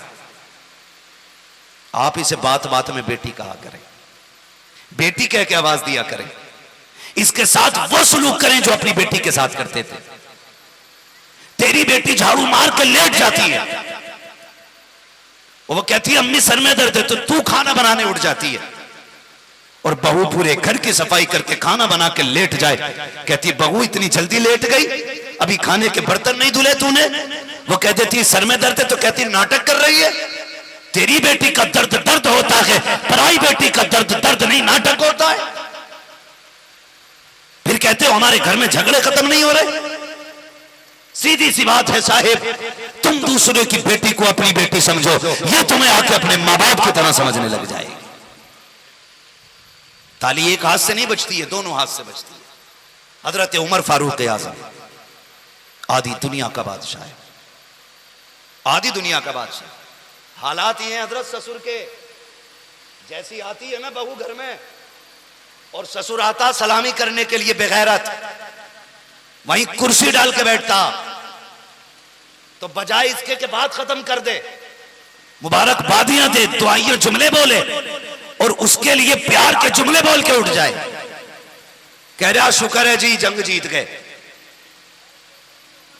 ये जुमले होते हैं, जंग जीत गए। खैर अब तो आ गई हमारे घर में, लेकिन बड़ा ड्रामा करा इसके बाप ने भी। ये हालात है ससुर के हालात। जलील करते हैं पहले ईदुल्लाह के बहू को घर में, जलील करते हैं, ऊपर उसमें साथ साथ कहता रहेगा बच्ची की क्या गलती है यार। लेकिन इसके बाप पे बड़ा गुस्सा आया आज मुझे, बच्ची की गलती नहीं है, इसके भाई पे बड़ा मूड खराब था मेरा। ये हालात हमारे घरों के, औकात तो कौड़ी की नहीं है। जहेज लेके आता तो 3 चीजों में कमरा फुल, इसलिए कि 9 बाई 9 का ही कमरा बना पाया पूरी जिंदगी में ये गधा, और जहेज मांग लिया इसने पूरे आंगन भर का। औकात भरी मांग लेता, औकात के हिसाब से मांग लेता। हाँ हजरत, सुबह को फाता पढ़ने जाओ ना तो बाहर दीवान पड़ा होता, धूप में बैठा के फाता पढ़वाते। ओ भाई ये यहां क्यों है? का अंदर जगह नहीं रही, लिस्ट तो इतनी लंबी थी हरामखोर पे, एक चीज कम ना हो जाए इसमें से। गिन गिन के लूंगा सारी चीजें, तेरे बाप ने कमा के रख दिया। ये कंडीशन हमारी है, औकात कौड़ियों की नहीं। और जलील करते हम सामने वाले को। तारीख पढ़, उमर आधी दुनिया का बादशाह है, रिश्ते की बारी आई, बीवी से कहते शरीक है यार, बेटे का रिश्ता मिल गया है। कहा कैसे, कौन है लड़की? कहने लगे रात मिल गई है। रात मिल गई? कहने लगे जब मैं गलियों का चक्कर लगा रहा था ना तो एक घर से खुदा तरसी की आवाजें आ रही थी। बीवी ने कहा क्या कहना चाहते हैं? कहा एक बच्ची है, अल्लाह का बड़ा डर उसके दिल में, मेरी ख्वाहिश है मैं उसे अपने घर की दुल्हन बनाऊं। आज कितने लोग इंतखाब करते हैं अल्लाह के खौफ वाली का? कितने करते हैं? कह रहे आप क्या पढ़ा हुई है? गरीब कह देता कुरान पढ़ा हुई है, तो कह रहे बस कुरान, बीए ना करा। मैं किसी को तान और तशरीह के लिए यहां नहीं बैठा हूं, समझाना चाहता हूं। खुदा की कसम तेरी बेटी को बीए की डिग्री जन्नत नहीं दिलवाएगी, कुरान पढ़ने की डिग्री तेरी बेटी को जन्नती बनाएगी। कह रहे बस कुरान देख, अल्लाह वालों की बरकतें देख। आप गए, कहते हैं बीवी मिल गई है बच्ची। कहा कैसे? कहा वो उसकी मां रात उसको बोल रही थी दूध में पानी मिला दे। उसने कहा उम्र का दौर है। मां ने कहा उम्र देख थोड़ी रहा है। उस बच्ची ने कहा उम्र तो नहीं देख रहा, मगर उम्र का खुदा देख रहा है। उम्र का खुदा तो देख रहा है, उससे चोरी नहीं हो सकती है। कहने लगे सुबह चलना है, रिश्ता करना है। गए बीवी को लेके, साथ में खादिम नहीं लिए थे, 2-3 ऐलान करने वाले नहीं लिए थे, नारे लगाने वाले नहीं लिए थे। बीवी को लेके गए और कहा खबरदार अंदर जाना तो ये मत बताना उमर दरवाजे पे खड़ा है, और ये भी मत बताना कि तू अमीरुल मोमिनीन की बीवी है। इज्जत से झुक के बेटी मांग लेना, उसकी इज्जत में आंच नहीं आनी चाहिए। उससे ऊंचा होके बेटी नहीं मांगनी है, उससे नीची होके बेटी मांगनी है। गई बीवी, सलाम किया, खातून कुछ लेने आए, क्या चाहिए? कहा बड़ी कीमती चीज। कहा मेरे घर क्या है ऐसा? कहा तेरी बेटी। उसने कहा बेटी? कहा हाँ। कहा हम तेरी बेटी को अपने घर की दुल्हन बनाना चाहते। गरीब थी, रो दी। उसने कहा मेरे पास देने को कुछ नहीं है, सिर्फ बेटी है। कहा सिर्फ बेटी ही तो लेने आए हैं। उसने कहा मोहतरमा अचानक किसी अजनबी को हम कैसे हाँ कर दें? गरीब भी अपनी बेटी को बिना छान फटक के किसी के हवाले नहीं करता। बताना कौन है तू, कहां की रहने वाली है? कहा मुझे मना किया गया बताने के लिए। कहा जब तक बताओगी नहीं उस वक्त तक हम हाँ कैसे कर देंगे? फरमाने लगी कि मैं उमर की बीवी हूं। कहा कौन उमर? अल्लाह कौन उमर? कहा अमीरुल मोमिनीन उमर। इतना सुना पैर कांप गए खातून के। कहा थी दुनिया का बादशाह उमर, और मेरे घर रिश्ते के लिए भेजा है। रोती का इतने बड़े लोगों के हम मिलने के नहीं है। आप फरमाती देख तो सही, उमर ने भेजा था, खबरदार खाली ना लौटा, अगर खाली गई तो उमर का दिल टूट जाएगा। कहा नहीं मैं हाँ नहीं कर सकती, इतने बड़े घर में मैं गरीब बेटी दूं, मेरी हिम्मत नहीं हो रही। आप फरमाती अगर यकीन नहीं होता तो चल चल के उमर से बात कर ले। कहाँ है उमर? हजरत उमर दरवाजे के बाहर खड़े हैं। कहती उमर बाहर खड़े हैं। खातून कहती जब मैं बाहर आई ना, हजरत उमर के हाथ उठे हैं, आंख में आंसू हैं। कह रहे मालिक आज उमर को खाली ना लौटाना, आज उमर को खाली ना लौटाना। औरत दरवाजे पे आई, फारूक आजम का चेहरा देखा, आंख में आंसू देखे। कहा कैसे आए अमीरुल मोमिनीन? कहा अपनी बेटी दे के इज्जतें देते। अल्लाह अकबर। जैसे तैसे जो भी बात हुई, रिश्ता फाइनल, निकाह हो गया। जब बच्ची घर आई है, हजरत उमर फारूक आजम ने ये नहीं कहा था हमें देखो आधी दुनिया का बादशाह होते हुए हमने तुम्हें अपने घर के दुल्हन बना लिया, वो तो तुम्हारा हुस्न अच्छा लग गया था, तुम यूं अच्छी लग गई थी, ऐसी कोई बात नहीं कही। जब घर में बेटी आई है, आपने सर पे हाथ रखा, कहा बेटी बता मैं तेरा कौन लगता हूँ? बच्ची की आंख में आंसू आ गए। कहा मेरे चचा लगते हो। जब चचा कहा है, फारूक आजम कहते हैं बेटी सिर्फ चचा नहीं, उमर तेरा बाप भी लगता है। जब चीज आ गए तो बाप कह के आवाज दे लेना। अल्लाह अकबर। जब ये जुमले सुने हैं, बच्ची की आंख में आंसू आ गए। कब बहुत दिन हो गए थे किसी ने इस लहजे से बात नहीं की है, बाप का इंतकाल हो चुका है, एक जमाना हो गया यतीमी में जिंदगी गुजारते गुजारते, आज ये प्यार आपने दिया है, ये एहसान है आपका। कहा नहीं बेटी ये हक है तेरा, मुझे बेटी कह के आवाज देना। आप कहते हैं ए मेरी शहजादी, मेरी लाडली, एक काम मेरा भी कर देना है। कहा कौन सा काम? कि ये बता तो सही कि जब तू घर के अंदर थी तो तूने अपनी माँ से क्या कहा था? उसने कहा मैंने कहा था माँ उमर ने तो नहीं देख रहा, लेकिन उमर का खुदा देख रहा है। कहा बेटी इतना सा काम मेरा भी कर देना, मुझे रोज अदालत में जाना होता है, रोज फैसले सुनाने होते हैं। कहा बेटी जब उमर जाने लगे, कंधे पे हाथ रख के कहना अब्बा जी संभल के फैसला करना, खुदा देख रहा है, खुदा देख रहा है। अल्लाह अकबर। अगर तुम भी अपनी बेटी के बहुओं को बेटी वाला प्यार दोगे, ये खुदा की कसम तुम्हें घर के अंदर तुम्हें तुम्हारे बाप वाली इज्जतें दे के दिखा दे। वाह वाह वाह वाह, सुभान अल्लाह सुभान अल्लाह, जिंदाबाद जिंदाबाद, हम माशाअल्लाह। इंसाफ नहीं कर रहे, हम इंसाफ नहीं कर रहे। हम तो ये चाहते हैं इसे पैर की जूती बना के रखें और ये हमारे बाप के तलवे चाटती रहे।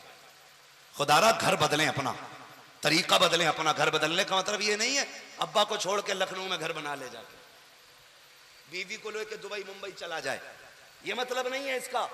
मतलब यह है कि जो रवैये हमारे गलत हो चुके हैं उन्हें दुरुस्त किया जाए। बेटियों का बड़ा गहरा ताल्लुक होता है। खुदा करे सबके सेहरे बंधे, सब जवान हो, सबको अल्लाह शादी की तौफीक बख्शे, सबका घर दुल्हन से सजे, सबके घर में बरकत वाली बेटियां आए, ये दुआ है। लेकिन खुदारा कभी बेटियों को जलील करने की कोशिश न करना, कभी उन्हें नीचा दिखाने की कोशिश न करना। बेटियां ना बाप का दुख बर्दाश्त कर पाती है, ना बाप बेटी का दुख बर्दाश्त कर पाता है। खातून जन्नत को पता चला ना कि अब्बा का पता मिल गया, सहाबा इकराम की औरतें इकट्ठी हो गई, बीच झुरमुट में खातून जन्नत चली।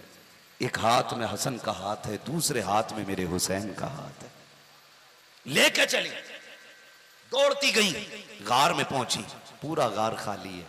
सुने उम्मत की फिक्र क्या है, महबूब अंदर तशरीफ फरमाए। खातून जन्नत गई, शहजादे साथ में हैं, सारी औरतें बाहर। बाप से कहती हैं अब्बा लौट चलो ना। अब शहजादे भी बड़ा परेशान होते हैं, कभी मस्जिद जाते हैं आपको देखने के लिए, महराब खाली देखते हैं, रोते आ जाते हैं, अजान होती है फिर तड़प के जाते हैं शायद नाना से मुलाकात हो जाए। बाबा मुलाकात नहीं होती, बहुत रोते हैं शहजादे। अल्लाह अकबर। मेरे महबूब के सीने में उम्मत का दर्द देखे, फरमाने लगे फातिमा मुझे जिब्रील ने बताया मेरी उम्मत जहन्नम में जाएगी। जब से जिब्रील ने बताया है उम्मत जहन्नम में जाएगी, फातिमा मैं बड़ा बेकरार हूं, मुझे उस वक्त तक नहीं जाना है जब तक मेरी उम्मत के बारे में रब फैसला नहीं फरमा देता है। जब इतना कहा ना, खातून जन्नत ने इमाम हसन का हाथ पकड़ा, आगे बढ़ा के कहती अब्बा ये हसन है जिसकी विलादत पे आपने कहा था कि इसे जहर दे के शहीद किया जाएगा। अब्बा मैं अपने हसन के जहर के बदले में ना उम्मत मांगूंगी, अब्बा लौट चले। आका फरमाते फातिमा रब बड़ा बेनियाज है, अगर फिर भी उम्मत ना बख्शी गई तब क्या होगा? कब फिर हुसैन का हाथ पकड़ के आगे किया, अब्बा ये तो वो हुसैन है ना जिसकी विलादत पे जिब्रील ने मिट्टी ला के दी थी और कहा था कि इसकी शहादत करबला में होनी है। और ये मिट्टी दे करके बताया गया था कि जिस दिन ये सुर्ख हो जाए समझ लेना उस दिन मेरे बेटे की शहादत हो गई है। अब्बा मैं फातिमा हूँ, ये मेरे जिगर का टुकड़ा है। अब्बा कयामत के दिन मैं अपने शहजादे के वो खून आलूदा कपड़े लेके आऊंगी। अगर उम्मत नहीं बख्शी जा रही होगी तो अपने बेटे के खून के बदले में उम्मत मांगूंगी। तो लौट चलिए, मेरे नबी फरमाते हैं ए फातिमा उम्मत अगर तब भी न बख्शी गई तब क्या करोगे? हजरत अबू बकर सिद्दीक के पास अली को भेजा। अली जा अबू बकर से वादा करो और तुम भी मुझसे वादा लो, मैं भी वादा करती हूँ। फातिमा कौन सा वादा? अबू बकर से कहो उस वक्त तक जन्नत में न जाए जब तक मुस्तफा की उम्मत का एक एक बूढ़ा न बख्श दिया जाए। अली वादा करो उस वक्त तक जन्नत में नहीं जाना है आज का जवान जब तक बख्श न दिया जाए। और मैं वादा करती हूँ उस वक्त तक जन्नत नहीं जाऊंगी जब तक एक एक शहजादी नहीं बख्श दी जाएगी। आका फरमाते हैं फातिमा उम्मत पूरी न बख्शी गई तब क्या करोगी? अल्लाह अकबर, इतना सुनना था। खातून जन्नत कहती है या रसूल अल्लाह अगर ये बात है तो लो अब फातिमा भी सजदे में जा रही है और उस वक्त तक सजदे से नहीं उठेगी जब तक उम्मत नहीं बख्शी जाएगी। इतना कहना था, इतने में जिब्रील आ जाते हैं या रसूल अल्लाह बेटी दरवाजे पे आके खड़ी हो गई है। महबूब रब कह रहा है बेटियां दरवाजे से खाली नहीं लौटाई जाती है। ए महबूब फातिमा जैसा कर रही है वैसा कर लिया जाए। जिब्रील मेरी उम्मत का क्या बनेगा? रब फरमाता है ए महबूब परेशान ना हो, वादा करते हैं क़यामत का दिन तू जिससे कहता जाएगा तेरा रब उसको जन्नत देता जाएगा। जिंदाबाद जिंदाबाद, सुभान अल्लाह माशाअल्लाह। तुम्हारे ही लिए तय गुनहगारो सियाकारो ये शब भर जागना और रात भर रोना मोहम्मद का। सब कुछ हुजूर का हमारे लिए था तो फिर हमारी भी तो जिम्मेदारी बनती है ना। हम नहीं पढ़ पाते रोज हुजूर पे दुरूद, कम से कम बड़ी खुशी के दिन तो हुजूर का जलसा सजा के बताया करे कि कल भी हमारा सब कुछ हुजूर पे कुर्बान था, आज भी सब कुछ हमारा हुजूर पे कुर्बान है। अपनी शादियों को आसान करो, शादियों में नेक महफिलें कायम करो, अच्छी महफिलें कायम करो। इसकी बरकतें इंशाअल्लाह दुनिया में भी नजर आएंगी और आखिरत में भी नजर आएंगी। हाँ नौजवानों अपनी शादियों से डीजे बाजे बंद करो। जितने लाखों रुपए तुम आतिशबाजी और डीजे पे लगाते हो अल्लाह करे ये पैसे किसी गरीब के सर की चादर में लग जाएं, किसी बेवा की बेटियों की रुखसती पे लग जाए। खुदा की कसम फिर देखना निकाह के बाद बिस्तर पे लेटने में वो लज्जत नहीं आएगी जो लज्जत कब्र की मिट्टी में लेटने में आएगी। हाँ किसी का सहारा बने, किसी की मदद करें। बड़े दुखी हैं लोग, बड़े दुखी हैं। ऐसा नहीं है हम ठीक है तो सब ठीक है, नहीं भाई। आज भी भूखे सो रहे हैं लोग, आज भी रोडों पे खड़े हैं लोग, आज भी बुढ़ापे में मजदूरियां कर रहा है बाप, आज भी झुकी कमर से बोझ उठा रहा है बाप, आज भी तंगियां हैं, आज भी गुर्बत है। आप खुदा करे कि तरक्की करें। आप परदेश रहते हैं, बाहर रहते हैं, जानों का खतरा है, हर एतबार से दिक्कतें हैं। नेकियां कर लें ताकि मुसीबत के वक्त में ये नेकियां काम आ जाया करें, नेकियां काम आ जाया करें। अल्लाह तौफीक दे। तो जो फालतू खर्चे हमारी शादियों में होते हैं, मिसाल के तौर पर बारात की कसरत का खाने की कसरत, इसका पैसा थोड़ा कम करें। डिमांड की कसरत, इसका पैसा कम करें। जहेज की कसरत, इसका पैसा कम करें। लेन देन जो बातें शुरू हो जाती हैं इसका कम करें और उस पैसे को उठा करके डीजे बाजे का कसरत और गाने बजाने की कसरत, इसको उठा करके अच्छी जगहों पे लगाएं। फिर देखें अल्लाह नस्ल में कितनी बरकतें अता फरमाता है, घर में कितनी बरकतें अता फरमाता है। खुदा की कसम कब्र में जाना है कोई यारो मददगार नहीं होगा। पूछो ये उलमा बताएंगे, बंदा मर जाता है ना तो उसे एहसास कब होता है कि मैं मर गया हूं? पहले तो उसको एक ख्याल ही लगता है, ऐसा लगता है जैसे कि ये सब ख्याल है, ये ख्वाब देख रहा हूं मैं, कि मैं ख्वाब देख रहा हूं कि मुझे नहलाया जा रहा है, मुझे लिटाया जा रहा है, गांठें बांधी जा रही हैं, कपड़ों में लपेटा जा रहा है। एक डरावना ख्वाब समझ के देखता रहता है। लेकिन जब मनो मिट्टी के नीचे पहुंचता है और अचानक कब्र में अंधेरा नजर आता है, जब कब्र का अंधेरा देखता है और उठ के बैठता है, फिर उसको पसीना आता है, फिर चीखता है, कभी बाप को आवाज देता है, कभी भाई को आवाज देता है, रिश्तेदारों को आवाज देता है। जब कोई नहीं आता है तब ये पर्दे आंखों से हटते हैं। अगर नेक होता है तो दो फरिश्ते उसकी हिम्मत बढ़ाने के लिए खूबसूरत चेहरे में आके बैठ जाते हैं और उसका जहन भटकाते हैं कि परेशान ना हो, ये कब्र है, ये राहत है तेरे लिए। और अगर बंदा पाप करके गया है, गुनाह करके गया है, बिना तौबा के चला गया है। फिर डरावनी शक्ल लेके फरिश्ते आते हैं जो उसकी कब्र को आके मुसीबत का घर बना दिया करते हैं। और भाई उस वक्त यकीन होता है हम मर चुके हैं, और जब कोई यार मददगार नहीं होता है, अगर उस वक्त में कोई काम आता है तो कोई यार नहीं बल्कि आमीना का लाल काम आया करता है। कब्र की तैयारियां करना और इस हाल में दुनिया से जाओ कि तेरा जनाजा जाता हो तो कारी साहब नाम न बताए, उलमा नाम न बताए, कौन नाम न बताए, तरीका न बताए, बल्कि तेरा कसम बताए कि ये जो जनाजे में जा रखा है इसे आम न समझना, बल्कि शान ये है लहद में इसको रुखेशा का ताग लेकर चले, अंदर सुनी की जवाब लेके चले। तेरे गुलामों का नक्शे कदम है लाखे खुदा वो क्या भटक सके जो ये सुराग लेके चले। वाह वाह वाह वाह, जिंदाबाद जिंदाबाद, सुभान अल्लाह सुभान। करेंगे इंशाल्लाह, ऐसा करेंगे इंशाल्लाह। इंशाअल्लाह डीजे के बगैर शादी करेंगे, गानों के बजाय निकाह करेंगे, बगैर निकाह करेंगे। जब सारे रिश्तेदारों को एक कार्ड दिया जाए तो हुजूर की महफिल सजा के एक कार्ड मदीने भी भेज देना। हुजूर का नाम सबसे ऊपर लिस्ट में होना चाहिए। जब भी तुम्हारे घर की लिस्ट बने सबसे पहले मेरे आका का नाम डालना। मेहमान खुसूसी कौन है? कहना मेरा नबी है। कौन है मेहमान खुसूसी? मेरा नबी है। हाँ, वो कहा था ना, गलियों को सजाने दो, पलकों को बिछाने दो। हाँ, किस राह से आएंगे मुस्तफ़ा खुदा जाने। भाई नीयत अच्छी है ना तो फिर मंजिल आसान हो जाती है, मंजिल आसान हो जाती है। हुजूर के नाम पे करने की आदत डालें। नौजवानों सिर्फ हुजूर से प्यार करो, खुदा की कसम दुनिया भी अच्छी होगी, आखिरत भी अच्छी होगी। हाँ, हुजूर का इश्क बंदे को मोहताज नहीं करता, गनी कर देता है, गनी कर देता हुजूर का इश्क बंदों को, और इतनी इज्जतें देता है खुदा की कसम। फिर आप देखेंगे अपनी ज़िंदगी में तब्दीली। चलते फिरते नौजवानों नाते सुना करो, हुजूर की बातें सुना करो। हाँ, गालिबन अंबर मुशाहिदी साहब तशरीफ़ ला चुके। हाँ माशाल्लाह, अंबर मुशाहिदी साहब बहुत अच्छा कलाम पढ़ते हैं, अल्लाह सलामत रखे। वादा करें कि इंशाल्लाह इनको सुन के ही जाना है, सुन के जाएंगे ना इंशाल्लाह सारे लोग।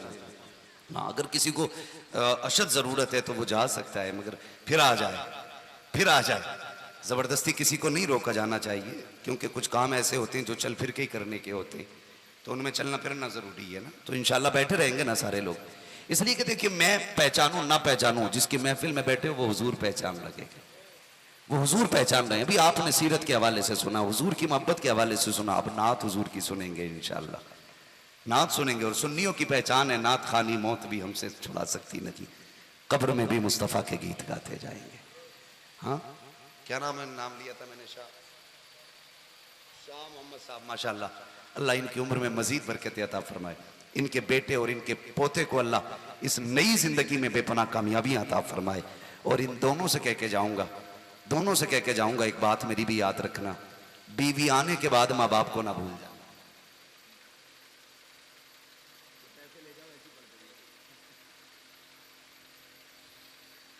तवज्जो है ना, बीवी आने के बाद माँ बाप को नहीं भूलना, इसलिए कि तेरे सेहरे की खुशी जितनी तेरे बाप को होती है ना, तेरी बीवी को भी नहीं होती। सबसे ज्यादा खुश बाप होता है, इतना खुश होता है कि अकेले में रो जाता है। इसलिए पूरी जिंदगी अपने माँ बाप का होके रहना है, अपने बहन भाई का होके रहना है, अपनी बीवी का होके रहना है, इन सब का होके रहना है, किसी एक का नहीं होके रहना है, सबका होके रहना है। माँ और बीवी के बीच में दीवार ना बनना, पुल बनना, पुल। दीवार का काम फासले पैदा करना होता है और पुल का काम फासलों को मिटाना होता है। पहली रात में ना सारी बातें अम्मा की बता देता बीवी को, कह रही हमारी अम्मा को तो पागल ही समझिए बिल्कुल, उसकी बक छुट जाती है तो वो चुपती नहीं है। अब बताइए इज्जत करेगी तेरी माँ की? तूने पागल पहले दिन कह दिया तो अगले दिन अगर ये चुड़ैल कह देगी तो क्या बुरा हो जाएगा भाई? शुरुआत तो तूने कर दी। तो कभी भी माँ बाप की बुराई बीवी से नहीं करनी है। ये बात ससुराल तक तो नहीं पहुंचेगी, अगर पहुंच भी जाए अल्लाह करे सबको इन बातों पे अमल की अल्लाह हम सबको तौफीक बख्शे। तो मियां बीवी, शोहर बीवी और मां के बीच में दीवार ना बने, पुल बने, एक दूसरे के खिलाफ ना भड़का, एक दूसरे के बीच में मोहब्बतें पैदा करे। यही करे अल्लाह ताला हम सबको अमल की तौफीक अता फरमाए। मेरा भाई अभी एक आया कहा हुजूर का शजरा पढ़ दिया जाए, बस वक्त मेरा बहुत ज़्यादा हो चुका है, आप ज़रा कह दें सुभान अल्लाह। सुभान अल्लाह। अभी नहीं बोल रहे, इतनी जोर से तो मरसिया भी नहीं पढ़ा जाता। शजरा सुनने की बात है, मैंने आपसे हाथ उठवाए बीच में, क्या दबाव दिया कि बात बात पे सुभान अल्लाह को? आपकी मर्जी रही, कहा या नहीं कहा, मैं अपनी ड्यूटी निभा के चला, आपने अपनी ड्यूटी निभाई है। मेरा काम नबी नबी करना था, आपका काम नबी नबी सुनना था। आपने सुन के ड्यूटी निभाई है, मैंने नबी की बातें करके ड्यूटी निभाई है। अब मिल के ड्यूटी निभा कहते हैं और आप कहते हैं जरा सुभान अल्लाह और जोर से। अगर पीछे वालों को नींद नहीं आ रही है तो जरा बोलते सुभान अल्लाह। लोग कहते हैं कि नौजवान हुजूर की महफिल से दूर हो रहे हैं। 99% यहां जवान बैठे हुए, 2% बूढ़े बैठे हुए। आपकी कुर्सियां तंग पड़ गई, आपकी जगह तंग पड़ गई। ये दीवानों की भीड़ बता रही है, कल भी हुजूर के चाहने वाले ज्यादा थे, आज भी हुजूर के चाहने वाले ज्यादा है। सुभान अल्लाह। ये देखो जवान हुजूर से दूर नहीं, करीब होते जा रहे हैं। हाँ, करीब होते जा रहे हैं। जरा सारे जवान अपनी जवानी की ताकत दिखाए और बोल दें जरा या रसूल अल्लाह। माशाल्लाह देखो ये बच्चे, देखो छोटे छोटे बच्चे, इन्हें तो नींद आ जानी चाहिए थी ना, नींद आ जानी चाहिए थी। खड़ा होना बेटे, खड़ा होना जरा। खड़े होके आपके बैठे हुए के बराबर नहीं है ये बच्चा माशाल्लाह।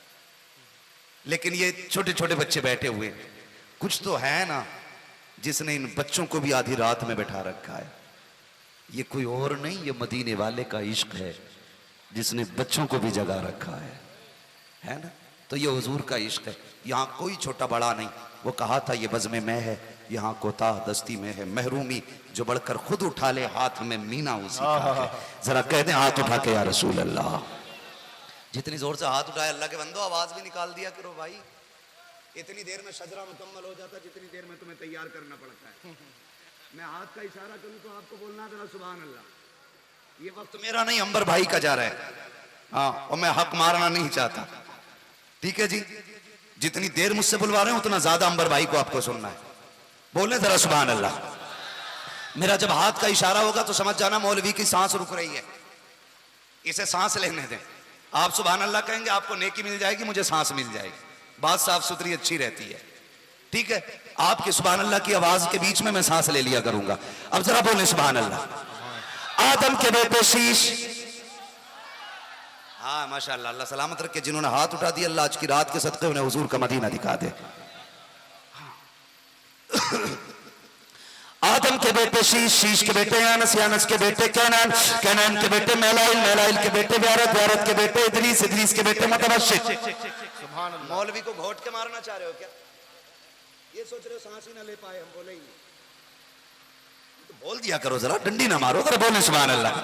आदम के बेटे शीश, शीश के बेटे यानस, यानस के बेटे कैनान, कैनान के बेटे मैलाइल, मैलाइल के बेटे व्यारत, व्यारत के बेटे इदरीस, इदरीस के बेटे मुतवश्शित, मुतवश्शित के बेटे लमकने के नाम, लमकने के नाम के बेटे नूह, नूह के बेटे साम, साम के बेटे जुल्हाद, जुल्हाद के बेटे शाले, शाले के बेटे आबिद, आबिद के बेटे दाता, दाता के बेटे राधा, राधा के बेटे सारू, सारू के बेटे नाखुन, नाखुन के बेटे तारिक, तारिक के बेटे इब्राहिम खलीलुल्लाह, इब्राहिम खलीलुल्लाह के बेटे इस्माइल ज़बीहुल्लाह, इस्माइल ज़बीहुल्लाह के बेटे कदार, कदार के बेटे अवाम, अवाम के बेटे हमल, हमल के बेटे साबित, साबित के बेटे सलमान, सलमान के बेटे वईसा, वईसा के बेटे इलियासा, इलियासा के बेटे औद के बेटे हब्बा, हब्बा के बेटे अदनान, अदनान के बेटे मौद, मौद के बेटे नदान, नदान के बेटे मदर, मदर के बेटे इलियास, इलियास के बेटे मदरिका, मदरिका के बेटे खदीमा, खदीमा के बेटे किनाना, किनाना के बेटे नदर, नदर के बेटे मालिक, मालिक के बेटे फर, फर के बेटे गालिब, गालिब के बेटे लूई, लूई के बेटे काब, काब के बेटे मर्रा, मर्रा के बेटे किलाब, किलाब के बेटे कुसै, कुसै के बेटे अब्दुमनाफ, अब्दुमनाफ के बेटे हाशिम है, हाशिम के बेटे अब्दुल मुत्तलिब है, अब्दुल मुत्तलिब के बेटे अब्दुल्लाह है, अब्दुल्लाह के बेटे मोहम्मद रसूलुल्लाह। नारे तकबीर, नारे रिसालत, सुन्नत मुस्तफ़ा कॉन्फ्रेंस, उलमाए अहले सुन्नत, मसलके आला हजरत, नारे तकबीर, नारे रिसालत। लक़द कान लकुम फ़ी रसूलिल्लाहि उस्वतुन हसना। मेरे महबूब की ज़िंदगी आपके लिए बेहतरीन नमूना है। किसी एक्टर, किसी स्टार, किसी दुनियादार के कल्चर को ना अपनाइए, मदीने वाले पैगंबर को अपना लीजिए। जिंदगी भी जन्नत लगेगी, घर भी जन्नत लगेंगे। जिधर से गुजरोगे ना किरदार की खुशबुएं नजर आया करेंगे। हाँ, और जब घर वालों के किरदार अच्छे होते हैं तो फिर आने वाली नस्ल कितनी अच्छी होती है। जानते हो बाबा फरीद गंज शकर रहमतुल्लाह तआला खेलते खेलते भी अल्लाह अल्लाह करते थे औरतों ने आके कहा था माई तेरा फरीद कितना समझदार है, हमारे बच्चे खेलते रहते हैं, तेरा फरीद अल्लाह के जिक्र में मशगूल रहता है। माँ ने कहा था इसमें कमाल फरीद का नहीं, इसमें कमाल माँ का है।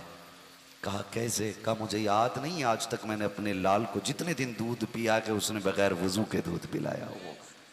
जब माएँ अच्छी होती हैं बेटे फरीद पैदा होते हैं।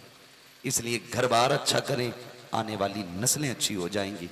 इसलिए कि ज़मीन अच्छी होती है तो फसल अच्छी होती है, माएँ अच्छी होती हैं तो नस्ल अच्छी होती है। बस जो हुए गलत उनको माफ़ फरमाए रब्बे कायनात। जिंदगी ने दिया साथ, फिर होगी मुलाकात। चमन रहा फूल खिलेंगे, जिंदगी रहेगी फिर मिलेंगे। मुसाफिर हम भी, मुसाफिर हो तुम भी, किसी मोड़ पर फिर मुलाकात होगी। फकीरान आए सदा कर चले, सदा खुश रहो ये दुआ कर चले। सारे लोग कलमा शरीफ पढ़ लीजिए, ला इलाहा इल्लल्लाह मुहम्मदुर रसूलुल्लाह व मा अलैना इल्लल बलाग। अस्सलामु अलैकुम व रहमतुल्लाहि। अब आइए हजरात।